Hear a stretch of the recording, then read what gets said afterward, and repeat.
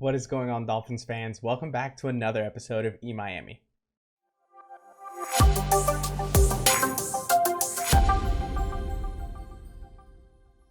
This week we're going to take a look at the ratings changes in Madden. We're going to look at the simulation between the Dolphins and the Bengals, and I'm going to give you the three things that I want to see from a Dolphins victory this Sunday. Before I go any further discussing the ratings or showing you the simulation, I just want to let you guys know that Madden 21 has released for next generation consoles. Only problem is, I can't seem to find a next generation console.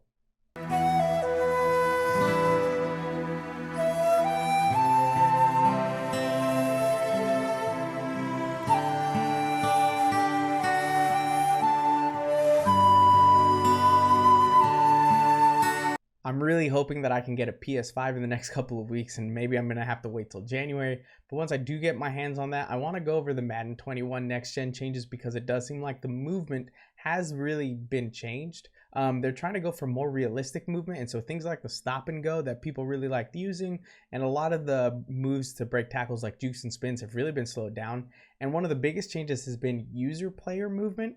So on defense, normally what you would do is you would control a middle linebacker or a safety who's brought down into the box, just someone in the middle of the field to kind of take that away from the offense and then try to lurk over and try to get an interception, force a fumble, or just stop the tackle before they get a first down.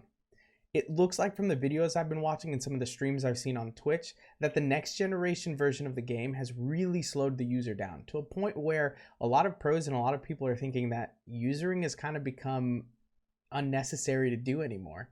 Because if you do user, it's going to really slow you down, give them an advantage, and they're going to find another open receiver somewhere else. Hopefully EA patches this in the next couple of weeks or announces some other change that helps us play defense. But if all of it stays the way it is, it seems like defense is going to be nearly impossible to play in the next gen version of the game. Now that we got that part out of the way, talking about the next gen and the fact that I can't find a freaking PS5 anywhere in the world, let's go ahead and look at the ratings changes for Dolphins players from week 12 to week 13. As you can see, Xavien Howard had his ratings move from an 85 up to an 87, and that brings his total change this season a positive 5 points from an 82. That is way too low for Xavien Howard, though, at an 87. Xavien Howard deserves way more respect than what we're giving him, and I really think that by the end of the season, he should be at least at a 90. Right now, he's tied for the 14th highest rated cornerback in Madden. That's ridiculous. If you don't think that Xavien Howard is one of the top 5 cornerbacks in the league, that's fine, you're entitled to your opinion. But he is at worst one of the top 10 cornerbacks in the league. Another Dolphin that has gotten some respect though is Jason Sanders. Jason Sanders is now up to an 83 overall, and the best part is he is now the 4th highest rated kicker in the entire game. Some fun stats on Jason Sanders. He is the 3rd most accurate kicker for any kick that has attempted a minimum of 25 field goal attempts. On top of that, he has the most field goal attempts from 50 plus yards at 8, and he's perfect on those attempts too. So to say that he's the 4th best kicker in the league right now might even be a little bit too low. I'd probably have him as the 2nd or 3rd best kicker in the league right now, but that's fine. The 83 is good. I'm assuming he's going to keep moving up. And we as Dolphins fans have to do our part to not only change these Madden ratings by really yelling at them, adding them on Twitter, letting them know that we are way too low, but we also have to get on Twitter and use our hashtag Pro Bowl vote for all of the Dolphins players that we think deserve a spot. And at the very least, there are 2 Dolphins that deserve to be the first overall players in their positions. Those are Jason Sanders and Xavien Howard. Now that we got all that out of the way, let's go ahead and see how the simulation played out this week for the Dolphins. Before we jump into the simulation, though, I do want to let you guys know, I left Tua Tagovailoa in as the starting quarterback because I love Tua Tagovailoa. I want him to play, and even if he doesn't play, I think the simulations are just more exciting with him in there. Another note, I put Salvon Ahmed as the starting running back. Now, it seems like Ahmed might not actually play this Sunday against the Cincinnati Bengals, but I do think whatever running back we do have should have a pretty decent game, but I'll go over that more in terms of my 3 things that I want to see in the victory this Sunday against the Bengals. But like I said, for now, let's go ahead and jump into those highlights. Tua dropping back for another pass. Still has plenty of time, decides to roll out to his right. Might have space to run, but he passes it instead to Mike Gesicki. No, that's Durham Smythe. Durham Smythe able to pick up the first down on a 14-yard pass. To the shotgun for the Dolphins. Tua sends Parker in motion. Gets the hike off right before the play clock expires. Able to hit the Jakeem Grant, who's wide open and able to score a touchdown. Nice job by Jakeem Grant to break that tackle. And the Dolphins take the early 6-0 lead on the Bengals in a game that, regardless of quarterback, Tua or Fitzpatrick, the Dolphins really should win this game. Let's see if they're able to convert this first down. Ooh, he's brought down by Christian Wilkins. They were going for the screenplay. The defensive line was ready for it. They got to Brandon Allen quickly. And that sack probably takes the Bengals out of field goal range. That changes it all on this drive now with a 7-0 lead. It does. Quick handoff to Ahmed, who has some room on the left side. Able to stretch for the first down. They are in enemy territory now. They do hand it off to Ahmed this time, who's able to find some room on the right side. Ooh, unable to break the last couple of tackles, but picking up a good 12 yards, another first down. The Dolphins offense is having its way with the Bengals in this game, and I think that might actually be what happens this Sunday. In shotgun here. Tua having plenty of time, decides to throw to Parker, who reaches for the end zone and gets it. Nice job by him to break away from Jesse Bates. The Dolphins score another passing touchdown from about 20 yards out. This time to Devontae Parker, and they take an early 14-0 lead here halfway through the second quarter. Second and inches for the Bengals. Going for the pass. Dolphins bring the blitz, and he's taken down. Kamu Grugier-Hill there with the sack, putting the Bengals back even further now. Second and 2 from the 39. Dolphins have one timeout left. Looking to move the ball down the field, at least get a field goal.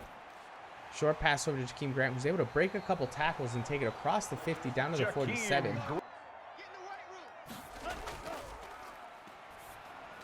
To a nice out pass to Devontae Parker. Able to take it down to the 28 and step out of bounds. Should be automatic for Jason Sanders. And it is. Dolphins take a 17-0 lead. All right, Brandon Allen's going to have to play a lot of hero ball this half. They're going for another screen pass. They complete it to Giovanni Bernard, who has a ton of room. Able to take it up 15 yards. A bunch of players up on the line for this 3rd and 1. The Bengals try and run it. The Dolphins should have it covered, but they don't. They're able to get stopped completely, and Bernard takes it all the way down to the 16. Dolphins in a really interesting coverage here.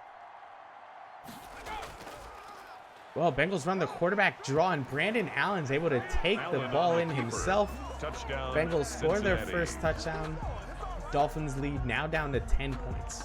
With the ball, probably going to run the ball a lot to try and run out the clock. Ahmed with a big hole, able to pick up the first down with a good 12-yard run.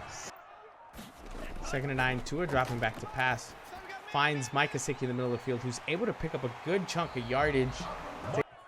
Dolphins in the shotgun, down at the 7-yard line. Tua passes it over to Jakeem Grant, who's not able to hold on to the ball. Best kicker in the league right now. Makes the field goal. 4th and 1 for the Bengals. This is do or die for them.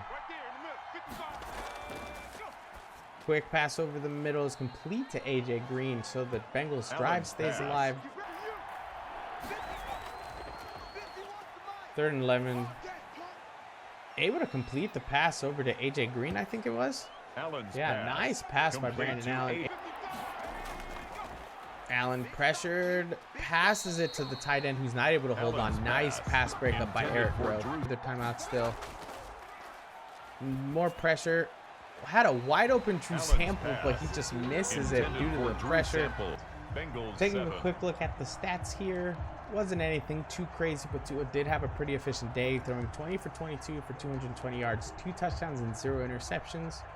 Brandon Allen was pretty much contained, 13 of 21 for 133 yards. Really only minimal passing, not anything to really threaten the Dolphins. Xavien Howard actually had a really good day rushing the ball, 14 for 85, averaging 6 yards per carry. I don't think he's going to play this Sunday, as we just found out that he wasn't at Friday practice, and so it's looking very unlikely that he plays. But if he does play, I think he is one of the better running back choices for the Dolphins. Personally, my favorite is DeAndre Washington, who I think does a better job in pass protection and has a little bit more wiggle to his game, especially when it comes to catching passes out of the backfield. But Ahmed as your number 1 option looks pretty good for the Dolphins moving forward, at least through the end of the season. Giovanni Bernard, 10 rushes for 54 yards. Pretty decent day for him, and Brandon Allen did have the 1 rushing touchdown on the quarterback keeper for the Bengals. Receiving the ball, Jakeem Grant had a pretty big day. 6 receptions for 74 yards. Grant and Tua had some pretty good chemistry at the start of the season, so it's nice to see, at least in the virtual game, they're connecting on some passes, but it's kind of been rocky ever since, especially since that Denver game. Tyler Boyd, 4 for 44, Mike Gesicki, 4 for 40, and the other touchdown, because the first touchdown was caught by Jakeem Grant, the other one was caught by Devontae Parker. He was 3 for 48 with that touchdown. On the defensive side of the ball, nothing too major. There weren't any interceptions, though I do think there will be some interceptions this Sunday against Brandon Allen. But we had Kamu Grugier-Hill and Christian Wilkins each with 1 sack. And all of that being said, the Dolphins win this game 20-7 against the Cincinnati Bengals with Tua as the starting quarterback. The Dolphins won the game pretty easily. As you saw, the Bengals didn't really pose much of a threat. The offense moved the ball really early. Tua made some good passes, and you had players like Parker and Jakeem Grant break off some 20-yard touchdowns on some good runs. And then you also had Xavien Howard have a really solid day for the running game. I think that's a really good transition point for the number one thing I want to see this Sunday. That number one thing is I want to see the offense move the ball while running it. Our run game has not been fantastic this year. Currently, we're ranked 30th in terms of rush yards per game. Now, a lot of that is due to the fact that we have a stable of running backs that all do basically the same thing and don't really excel at any of them. You've got DeAndre Washington, Matt Breida, Myles Gaskin, Xavien Howard, Patrick Laird. A full stable of running backs that would be fantastic number 2 running backs for most teams in the NFL, but none of them really shines as a number 1 running back. Maybe Ahmed could eventually develop into that. Maybe Gaskin just needs more time and he comes back as a better player after the injury that forced him to sit on the sidelines. And maybe Matt Breida can awaken from what's been a terrible year for him so far. But either way, it doesn't look like we have the answer for our running back position currently on the team. Now, just because none of these running backs seems to be the answer for the future, doesn't mean that our running game cannot work. The Dolphins need to find an identity and really push the ball, especially this week against the Bengals. Not only are we the 30th ranked offense in rushing, the Bengals are the 30th ranked defense in terms of rushing yards allowed per game. I expect the Dolphins to have a really good dose of running in this next game because we need to work on that. The passing game will be fine, and especially if Tua Tagovailoa doesn't play, you don't really care to see Ryan Fitzpatrick throw the ball too much as you're not really worried about his development or his growth in the offense. I want to see our offensive line work on their blocking, and I want to see our running backs find some holes, break some tackles, and maybe break off a couple yards of more than 21. The longest run this year for any Dolphins running back is 21 yards. They all average around 3.8 to 4 yards per carry, and none of them is really doing anything to blow you away. This is the game for someone to step up, really take control of that role, and show us that, hey, for now, you're the guy. We're going to ride you to the playoffs. Let's go ahead and get this going. The second thing I really want to see out of the Dolphins this game is no turnovers or sacks. That's talking to you, Ryan Fitzpatrick.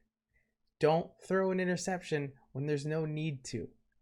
This Bengals defense is not good. They do not force a lot of turnovers, and they're not really going to pressure you too much up front as their leading sack getter has 4.5 sacks so far this season. The offensive line should be able to keep you clean, so don't throw any stupid interceptions. On top of that, I want to make sure that the running backs don't fumble the ball. Last week against the Jets, we weren't running the ball much in the second half. We started off the half, and I think we had 2 or 3 drives in a row where everything was pass play, pass play, pass play. That's not really a great idea when you have the lead and just need to run out the clock. So, when they finally did decide to go to the run, we had Matt Breida fumble the ball after he broke off a couple good runs. He had about a 9-yard gain and fumbled it right before the first down. Then you had Patrick Laird. He had another fumble. So eventually DeAndre Washington came into the game. Cut out these dumb turnovers. Secure the ball. Make sure you don't make any dumb mistakes. And make this an easy win because this game should be an easy win. The last thing I want to see is I want to see another performance from a dominant defense. Our defense is probably the second best in the league right now. I think we are ranked second in terms of points allowed per game, but if you look at the overall stats and the way we play, I would definitely put us as the second best defense in the league behind only the Pittsburgh Steelers, who are playing out of their minds. We have kind of a bend, don't break style of playing. They'll allow some yards here or there, but eventually we're going to put you in a third down where you're not going to be able to convert it. And then you're probably even going to go for it on a fourth down, and we're going to stuff you. Raekwon Davis is playing like a monster in the defensive tackle position. Christian Wilkins is back healthy. You've got Xavien Howard and Byron Jones both locking down their corner spots. And Nick Needham, who started off the season kind of shaky, has developed into a really reliable slot corner and really excited to see where he goes moving forward. If the defense can continue to play dominant, this should be another easy win, even if the offense is only able to muster another 17 to 20 point performance. I think this is going to be a very easy win for the Dolphins. I think we'll probably win this one 24 to 7. I'm going to give the Bengals 1 touchdown. I think Giovanni Bernard might have a couple good runs here or there, but I think the defense is going to play dominant, force 2, maybe even 3 turnovers, get a handful of sacks, and the offense is going to play clean, deliver us a win, and honestly, to watch it might even be kind of a boring game, which is a good thing when yours is the team that's winning. I'm happy to be doing these videos again. Took a couple weeks off, had some school stuff I had to handle. You know, you had Thanksgiving, and so I was out of town. But I'm excited to be here. Don't forget, this Sunday, there will be an in-game stream here on the 5 Reasons YouTube channel where you can watch myself, Louis Sung, Manny, and a couple other contributors kind of talk during the timeout breaks and halftime about what's going on. And that'll flow right into the post-game show where we dissect what happens and talk about the future with this team and how far they can go into the playoffs. I'm really excited because I do think this team is going to be a playoff team and could probably even win that first playoff game if they get the right matchup. Let's hope we get Tua back healthy sooner rather than later. Thank you guys so much for watching. Don't forget to keep it locked in here on the 5 Reasons YouTube. Drop a follow on Twitter, and fins up.